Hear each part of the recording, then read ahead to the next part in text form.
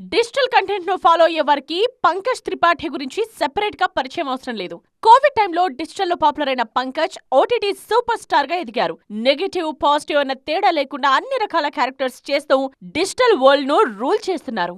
Sacred games web series తో digital entry ఇచ్చిన ఈ వర్సటైల్ స్టార్ ఫస్ట్ షోతోనే ఓటీటీలో మోస్ట్ వాంటెడ్ గా మారిపోయారు.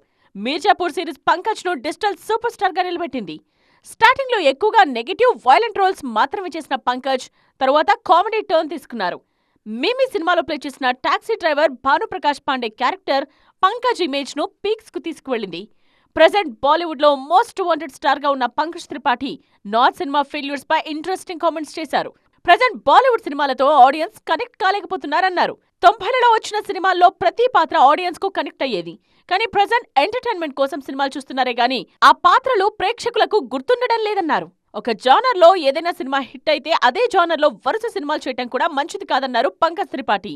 స్త్రీ మూవీ సక్సెస్ తరువాత వరుసగా హారర్ కామెడీలు చేసి ఆడియన్స్ కు బోర్ కొట్టించారని, ప్రయోగాలు చేయకపోతే ఆడియన్స్ థియేటర్స్ కు రావటం మానేస్తారన్నారు.